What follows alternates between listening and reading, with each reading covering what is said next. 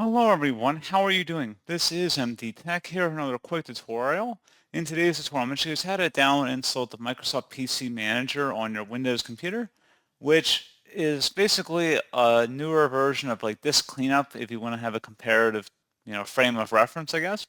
So it does, different functions like cleaning temporary files. It can adjust startup programs, whether it turns on or off when your computer turns on, those sort of issues as well.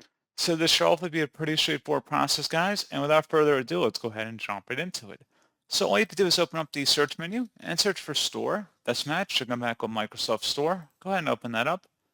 In the search apps, games, movies, and more field up in the top, go ahead and search for PC Manager. One of the best results should come back with Microsoft PC Manager. Should be a free application. Go ahead and open that up. So you can see it's a utility app for your PC. It offers features such as one-click boost, storage cleanup, file management, and protection. Select the Get option, and it should be made by the Microsoft Corporation as well, so make sure you're getting it directly as a Microsoft app. It should say Microsoft Corporation in here.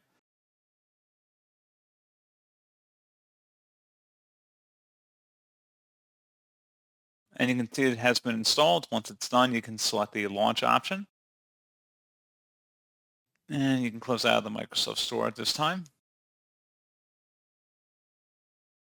And you can automatically start up when you sign into Windows. You don't have to, but I'm going to uncheck that option. And I'm going to select Start. And you can see you can do different settings in here. You can change your default browser. You can do a system health check. You can do a disk cleanup.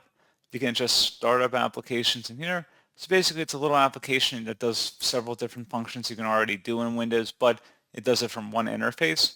So nice little tool, for some power users perhaps that want to have a lot of tools in one area.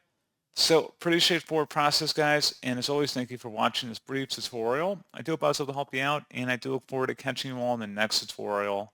Goodbye.